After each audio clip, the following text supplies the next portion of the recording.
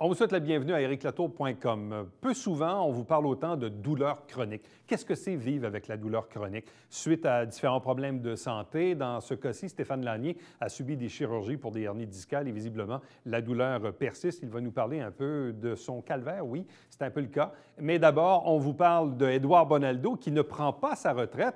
Il tire sa révérence du Centre d'aide aux entreprises, mais il est toujours actif, demeure très actif dans le monde des affaires dans la communauté joannaise.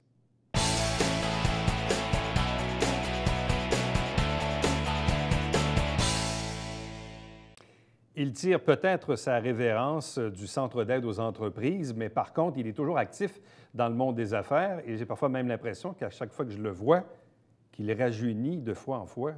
Édouard Bonaldo, bonsoir et bienvenue. Bonsoir, Éric. La retraite, ça n'existe pas. Pour moi, non, ça n'existe pas. Puis je crois que pour plusieurs de mes collègues aussi, là, de mon âge... Est-ce que c'est culturel ou générationnel de dire, dans le fond, la vie, c'est le travail et la vie est ainsi faite? Bien, c'est pas juste le travail, mais je crois que les choses nous ont fait évoluer. On arrive à la retraite ou à un certain âge en meilleure santé, donc on a le goût de faire des choses encore. Si on a la chance d'avoir une plateforme pour s'exprimer, bien, ça rend les choses plus faciles. On est généralement plus porteur de ballon à mon âge, mais on peut quand même aider les nouvelles générations à s'organiser puis à mieux s'équiper pour démarrer dans la vie. Donc, c'est ça que la plupart d'entre nous faisons. Et je pense, par exemple, à nos mentors qui font à peu près la même chose que moi, mais dans un concept un peu différent, mais qui est quand même, qui vient s'ajouter à ce que je fais. Est-ce que l'âge et l'expérience amènent une forme de sagesse ou permet justement de transmettre des connaissances et de peut-être conseiller des gens, de leur donner un coup de main, de leur exprimer votre expérience ou votre vision des choses? Je dirais qu'essentiellement, on a plus de temps. On dirait qu'on a plus de temps pour transmettre. On a plus le goût aussi de transmettre parce qu'on se dit des choses qu'on a réussi à faire dans la vie après plusieurs essais. Oui. Si on peut transmettre les éléments essentiels pour les réaliser, ceux qui nous suivent vont avoir moins de difficultés ou vont aller plus vite dans le processus. Oui. Donc, transmettre du savoir, je crois que c'est notre responsabilité, en fait. Bon. Quand on regarde évidemment les grandes lignes de votre carrière, brièvement maire de Saint-Luc, par la suite directeur général de la ville de Saint-Jean-sur-Richelieu pendant de nombreuses années. Et là, depuis à peu près les 17 dernières années, depuis le début des années 2000, vous assumiez la direction générale du Centre d'aide aux entreprises Haute-Montérégie. Oui. Là, vous tirez votre révérence, mais vous allez quand même faire une transition avec votre successeur, Mirette Tiani, mais vous restez quand même impliqué, mais cette fois dans le Centre technologique et industriel du Haut-Richelieu. Qu'est-ce que c'est au juste? Le Centre technologique, c'est une entité qu'on a créée, je crois que c'était en 2001, pour devenir le propriétaire immobilier des incubateurs qu'on a à Saint-Jean-sur-Richelieu. Donc, c'était une initiative du CAE à l'époque, le conseil d'administration, qui voulait se donner cet outil-là pour essayer d'offrir un toit à ceux qui démarrent des entreprises, un toit susceptible de les aider à se donner une image. Parce qu'à l'époque, souvent, on avait l'habitude de démarrer dans des taudis industriels qui étaient que l'on trouvait le long des voies ferrées à l'époque, qui étaient accessibles à bas prix, mais qui donnaient souvent une image un peu négative de l'entreprise. Donc, sachant que l'image est aussi importante que le produit, mais l'incubateur venait remplacer ça, puis il créait aussi une certaine, une certaine collégialité avec les entrepreneurs qui démarraient pour être plus vite mieux outillés. Et qu'est-ce qui reste à faire maintenant? Donc, je comprends que le centre technologique et industriel est un peu comme un bébé du CAE, si on veut. Ouais. Mais en même temps, qu'est-ce qui reste à faire de ce côté-là et qu'est-ce qui vous intéresse là-dedans? Deux choses. Il s'agit de le rendre autonome parce qu'il a été, depuis le tout début, financé minimalement.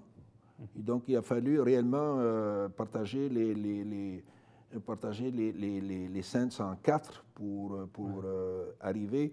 Et donc, il faut le rendre autonome financièrement dans la mesure du possible.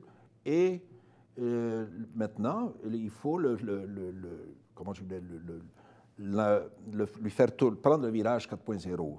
Donc, le diriger vers les nouvelles technologies et faire en sorte qu'il peut recevoir et soutenir ces nouvelles technologies. Soutenir dans le sens d'avoir du savoir-faire à proximité pour soutenir ces nouvelles technologies et ceux qui décident de démarrer dans ce domaine-là. Quels ont été pour vous les faits marquants de votre passage à la direction du Centre d'aide aux entreprises? Mais le fait le plus marquant, moi, je dirais que c'est définitivement la mise sur pied du Centre technologique. Parce que le Centre technologique, on est parti en 2001 avec un premier bâtiment de 15 000 pieds carrés. Aujourd'hui, nous avons 90 000 pieds carrés de capacité. Donc, c'est quand même assez important. Dans le contexte de Saint-Jean-sur-Richelieu, on est comme assez important. Et le dernier né, donc le H2, sur le site de l'aéroport, est un bâtiment qui peut recevoir ces nouvelles technologies, qui peut nous aider à prendre le virage, donc 4.0, que je vous parlais plus tôt, là, alors que ceux d'Iberville sont d'une époque un peu maintenant dépassée. Bon. Pour que les gens peut-être comprennent bien le rôle et responsabilités de chacun, parce que sur un territoire comme Saint-Jean, bon, la ville possède elle-même un département de développement économique. Il y a aussi le conseil économique. Il y a le centre d'aide aux entreprises que vous dirigiez. C'est quoi la différence entre ces organisations-là et en quoi le CAE est-il différent du conseil économique ou encore de la cellule de développement économique à la ville? Cette différence-là a évolué avec le temps, mais aujourd'hui, je crois que la différence la plus marquante, c'est que le CAE s'occupe des entreprises à partir du démarrage jusqu'à 3 ans et des fois, quelquefois, jusqu'à 5, alors que le Conseil économique les prend après nous. Donc, les prend quand ils sont... On est plus dans le démarrage. Oui, nous, c'est le démarrage. Donc, le démarrage, nous, on s'occupe surtout d'aider les gens dans les trois volets du savoir, le savoir pur, le savoir spécifique et le savoir-être. Donc, le savoir-faire et savoir-être. Donc, c'est ça qui trouve chez nous. Et quelles sont les entreprises qui vous viennent en tête, que vous avez vu démarrer, que vous avez aidé comme centre d'aide au cours de ces 17 dernières années? Mais la plus importante, c'est FDC Composite, là, qui actuellement qui a démarré, qui a changé 2 fois de place chez nous, qui a démarré au 700, elle est passée au 650 du Chien-Bodin, puis maintenant elle est à l'aéroport, elle occupe une superficie de grosso modo 35 000 pieds carrés. On a aussi UltraPerf Technologies, qui sont des gens qui font qui percent des pilules de polyéthylène, qui font du micro-perçage, perforation, pour conserver les aliments un peu plus longtemps. On a Jack World, qui est chez nous, qui est parti aussi de zéro il y a 4-5 ans, qui occupe aujourd'hui une très grande place dans nos locaux. On a Triani Wine, qui est parti chez nous, qui est dans le vin. Donc, on a des gens qui fabriquent du diesel, qui sont à Iberville aussi, qui sont partis chez nous. Et à quel moment avez-vous senti le besoin de préparer votre relève et ultimement de décider de quitter la direction du CAE? Parce que dans une entrevue que vous avez accordée à Charles Poulain du Canada français, il y a une phrase qui me marque. Vous dites « La vie me force à canaliser mon énergie de manière un peu plus réfléchie ».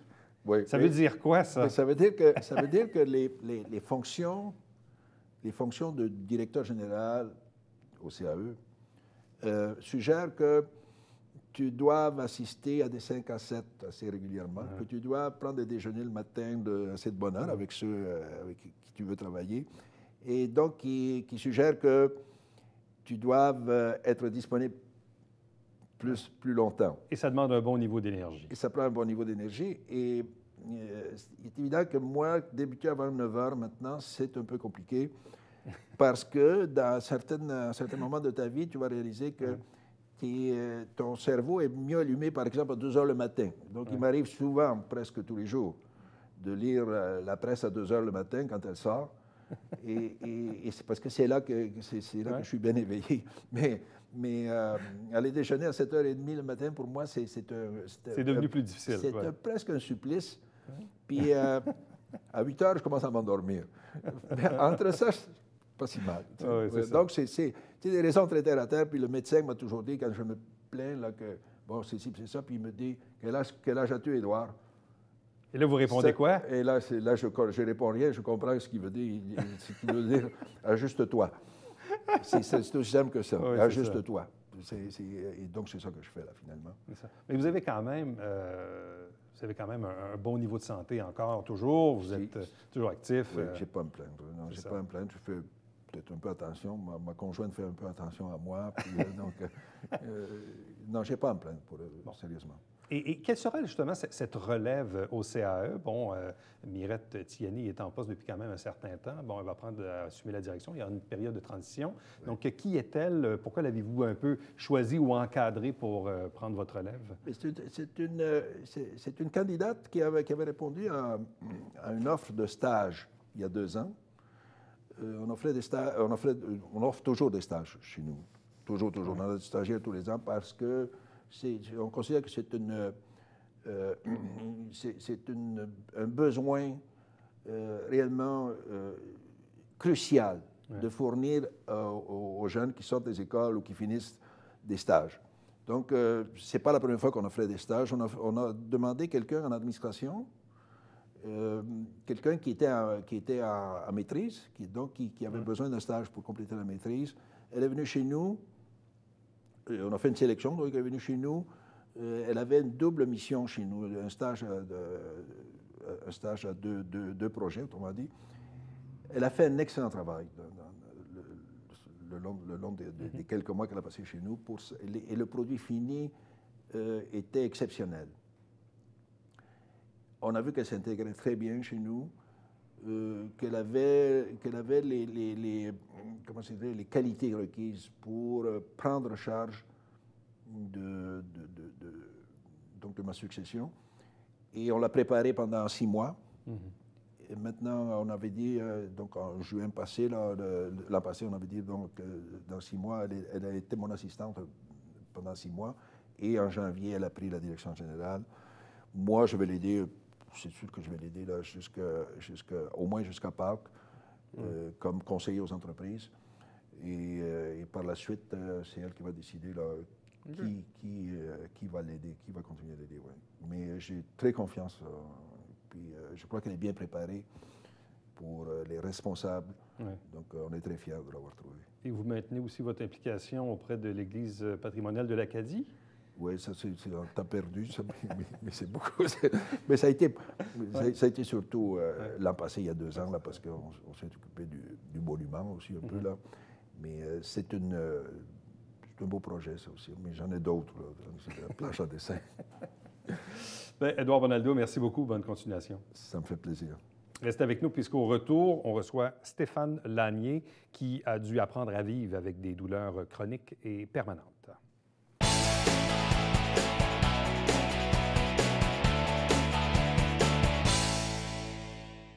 Mesdames et messieurs, bonjour et bienvenue à la Justice entre nous. Mon nom est Stéphane.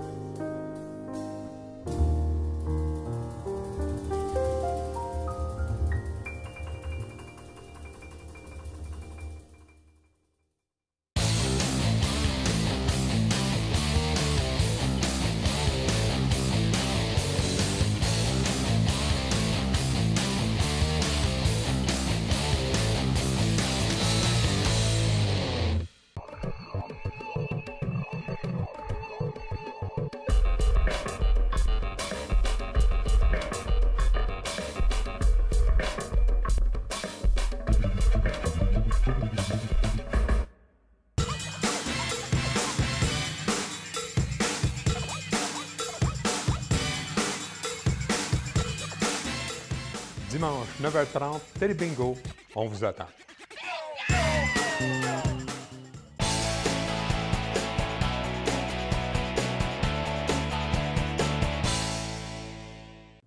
Vous savez, on est en début d'année, puis souvent les gens, d'ailleurs, nous souhaitent la bonne santé pour la prochaine année. Mais quand on vit des problèmes de santé ou des problèmes de douleurs chroniques qui sont parfois aussi un peu difficiles à identifier, à expliquer aux gens de notre entourage, bien, c'est important de le vulgariser puis de l'expliquer aux gens qui nous regardent. Et c'est le cas de notre invité Stéphane Lanier, qui est avec nous. Bonsoir et bienvenue. Bonjour, Eric. Qui, depuis évidemment un certain temps, a dû apprendre à vivre avec des douleurs chroniques en permanence. Raconte-nous un peu ton histoire. À quel moment les problèmes commencent, les problèmes de douleur et tout ce qui s'en est suivi par la suite? Je dirais à peu près en 2014, première opération qui a été obligatoire dans le bas de la colonne parce que j'avais une grosse hernie, ça contractait mes nerfs, fait qu'ils n'ont pas eu le choix. Fait qu'ils ont décidé d'opérer. Puis par la suite, j'ai eu mal pendant des années, jusqu'à il y a bientôt 3 ans. Ça a fait 3 ans, au mois de décembre. J'étais chez moi, assis sur mon sofa. Et puis, soudainement, j'ai commencé à avoir une douleur vive au bas du dos. Puis, j'ai commencé à plus sentir mes jambes, mes orteils. Et puis, là, je savais que dans le coin où je suis, il n'y a pas de neurochirurgien. Il fallait que je descende à Montréal. Puis, ils m'ont envoyé tout de suite à l'hôpital neurologique. Puis, ils m'ont opéré peut-être 4-5 heures plus tard. Et là, donc, tu as subi une deuxième opération à peu près dans la même région. Même place. Pour un deuxième hernie discale? Oui. Qu'est-ce qui restait a comme décidé de sortir soudainement. Et puis, ça a paralysé tout le bas de mon corps.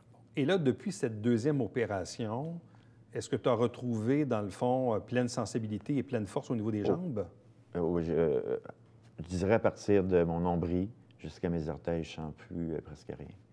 Donc, il y a un engourdissement perpétuel. Donc, malgré l'opération, ça n'a pas réussi à corriger ça. Et ça, est-ce qu'on sait pourquoi? Nerfs sectionnés, nerfs qui ont été trop comprimés trop longtemps ou qui ont été écrasés. Et donc, il peut y avoir beaucoup de raisons. Bon, c'est sûr qu'à partir du moment où on a une première ou une deuxième opération, souvent, quand on se fait opérer, on se dit, bon, bien là, regarde, je vais me faire opérer, mais après, ça va aller mieux. Oui. Là, quand on se rend compte que ça va peut-être, oui, un peu mieux, mais peut-être pas autant qu'on l'aurait souhaité, et qu'on se fait dire bien, que ça va être ça de ta vie jusqu'à la fin de tes jours, comment quand on est là, dans la fleur de l'âge, dans la trentaine, là, comment on réagit face à une situation comme celle-là? Jamais j'aurais pensé me rendre là. Tout simplement pour... c'est pas ça que j'avais choisi dans ma vie. C'est arrivé comme ça. Puis depuis 3 ans, bien, disons que j'ai eu un calvaire à chaque jour. Et puis je pense que le reste de ma vie va peut-être être mieux. Ils veulent faire des tests avec d'autres médicaments. Donc, j'attends de voir qu'est-ce que ça va donner. Parce que ça implique donc de faire certains deuils, je présume, au niveau personnel, professionnel. Beaucoup, oui. J'ai perdu beaucoup d'amis. Puis les gens qui me tenaient le plus, je les ai gardés près de moi. Je m'ai fait une copine depuis 1 an. Puis ça va bien avec elle. Puis ça m'aide beaucoup pour le moral. C'est bon avoir une copine. Est-ce qu'on sait pourquoi tu as développé des hernies discales dans la section lombaire là, il y a quelques années? Est-ce qu'il y a eu un accident, un événement qui a fait en sorte que tu t'es levé un matin et puis pouf, la douleur est apparue? Aucun. Je dirais d'avoir fait simplement ma vie. Je suis un gars qui rendait souvent service.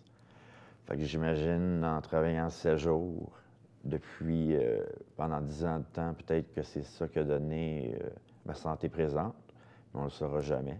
Mais parce que toi, je veux dire, quand tu étais enfant, adolescent ou jeune adulte, tu étais actif, la vie allait bien, je faisais même physiquement, tu faisais de la course. Je finissais tout le temps premier à l'école secondaire. Tu as travaillé dans la construction aussi, je pense? Oui, aussi. Donc, tu étais quelqu'un qui physiquement était actif, là? Oh oui, très actif. Et puis là, du jour au lendemain, la douleur, opération, deuxième opération, et là, ta vie change. Oui. Ma copine Sophie est à côté de moi. C'est elle qui m'a emmené là-bas parce que je ne pouvais pas conduire. Et puis, elle restait là jusqu'au lendemain matin. Fait que c'est ça. Ça a été très dur d'être couché dans un lit d'hôpital, puis de savoir, puis d'attendre le neurochirurgien, puis de savoir si je vais-tu remarcher ou pas. Ça, c'était très, très dur. Là, bien, d'ailleurs, tu es arrivé ici sur tes 2 pattes. Oui. Donc, tu as quand même retrouvé la fonction de marcher, puis tu n'as pas, j'ai pas Ouais. vu que tu n'as pas de canne comme telle, non? Non. Donc, tu réussis quand même à te déplacer Oui. correctement. Mais je dirais oui et non. Pour, comme ce soir, l'entrevue, je m'ai préparé d'avance, je m'ai reposé. Ouais. Je suis resté couché, allongé, donc je suis plus en forme. Donc, c'est pour ça que j'ai l'air plus un petit peu en forme. C'est pour Bon, ça. donc, si tu as retrouvé une certaine motricité au niveau de tes déplacements, n'en demeure pas moins que tu dois quand même toujours subir des douleurs. Oui, Parce que d'être partiellement paralysé, c'est une chose, oui, mais si en plus il y a de la douleur, oui. c'est ça qui vient lourd à porter. C'est vraiment pas le fun. Tu finis tes journées, t'as mal, tu te lèves, des fois même la nuit, ça te réveille. Des douleurs à 6, 7, des pics à 8, 9. Pendant la nuit, je peux me réveiller par une crise, puis être obligé d'attendre 2-3 heures avant de me recoucher. Là, est-ce que tu es suivi à la clinique antidouleur à Montréal? Oui, au niveau CHUM, puis c'est très beau. Avec quoi, des infiltrations, des blocs facétaires, je Ben, ne sais trop? Ils m'ont fait rencontrer la chef de département depuis quelques semaines, puis on essaye beaucoup de changements de médicaments, puis de doses pour voir qu'est-ce que ça donne, pour voir s'il y a d'autres médicaments qui pourraient améliorer, disons, ma condition physique. On a parlé un petit peu d'huile de cannabis Ouais. ou du cannabis fumé. Mais moi, même si c'est plus cher, je m'arrangerais pour avoir de l'huile de cannabis parce que du cannabis fumé, on sait que ça dérange les gens. Tandis que de l'huile, tu as ta petite bouteille, tu prends une petite goutte, tu mets ça sur ta langue, puis ça finit là, c'est tout. Tout simplement. Oui. Là, j'ai cru comprendre également que parce qu'on parle beaucoup, évidemment, du fentanyl Oui. dans l'actualité, parce que, bon, il y a des gens qui ont des surdoses, etc. Mais dans la vie de tous les jours, il y a des gens comme toi qui prennent du fentanyl Oui. et pour qui ça a quand même un certain effet important, là. Oui. Mais au début, ils n'ont pas commencé par la dose que j'ai. Ils ont commencé petit peu par petit peu parce que si tu commences à la dose que j'ai, tu peux faire une crise cardiaque Tout à fait. sûrement. Même à ça, si tu n'as pas essayé les pilules de morphine, ils ne peuvent pas te donner tout de suite le fentanyl. Mais moi, j'en ressens aucun effet euphorique. C'est là depuis 3 ans. Je le change aux 2 jours. Et puis, c'est ça qui me permet quand même d'avoir une vie assez normale. En plus des 35 médicaments, puis les 7-8 qui vont s'ajouter dans des 2-3 prochaines semaines, que le médecin à qui j'ai parlé aujourd'hui a changé mes doses. Donc, on est dans une gamme de médicaments qui vise à contrôler tes douleurs. C'est Oui. ça, dans le fond, le cocktail, Oui, là. c'est ça. Et est-ce que ces médicaments-là t'aident, mais t'aident pas à 100 Pas encore. On essaye plusieurs choses, c'est pour ça, pour voir ce que ça va donner. Présentement, mes douleurs sont tout le temps à 6-7. Là, ils vont me faire essayer des nouveaux médicaments comme le Topamax. Oui. Donc, on verra ce que ça va donner. Il y a l'huile de cannabis aussi. Bon. Donc, Et là, évidemment, depuis tous ces épisodes-là, tu ne travailles plus. non, depuis 3 ans, non. Donc, est-ce que, ultimement, est-ce qu'il y a une déclaration d'invalidité ou c'est quelque chose qui, malheureusement, va finir par arriver?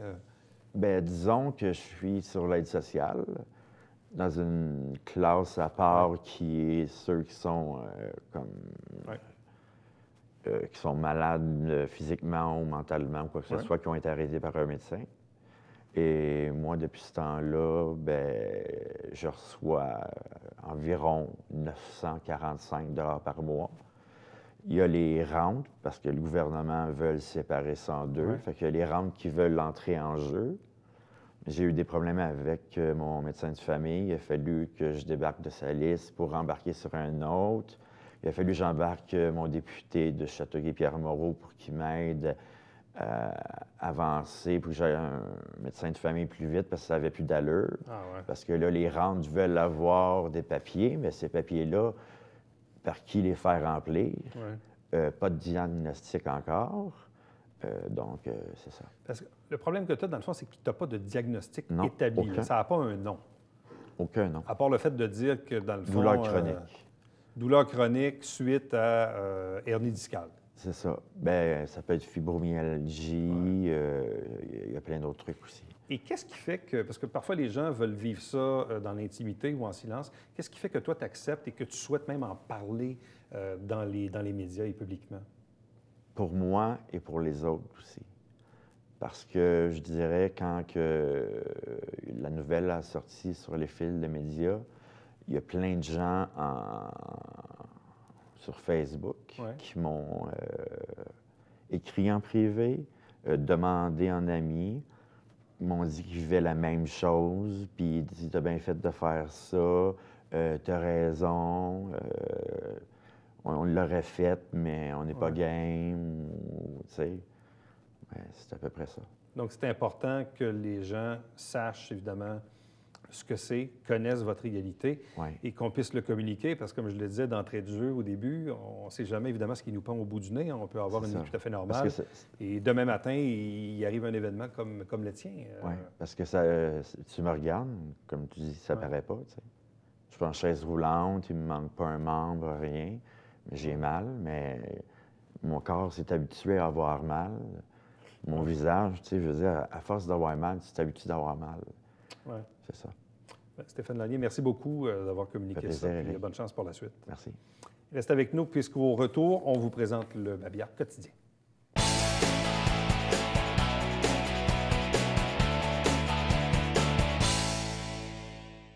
On vous rappelle qu'il est interdit de stationner dans les rues la nuit à Saint-Jean-sur-Richelieu lorsqu'il y a déneigement, à peu près 25 fois par année, donc par hiver. Mais il est de votre responsabilité de vous renseigner, soit en vous abonnant aux alertes par texto. Il y a le site web de la Ville, il y a le compte Internet, la page Facebook également. Il y a même un numéro de téléphone où il y a un message qui est laissé. Bref, c'est votre responsabilité de vous renseigner. On vous rappelle qu'à chaque semaine, on vous présente des extraits des travaux du conseil municipal. L'émission s'appelle Saint-Jean-sur-Richelieu. Elle est aussi en rediffusion sur notre site Internet si vous l'avez manqué. Chaque dimanche matin, 9h30 en direct, c'est le Télébingo avec 4 000 $ en prix. Et il y a 30 dépositaires dans la région pour acheter des livrets. www.tvhr9.com. À demain. Bye-bye.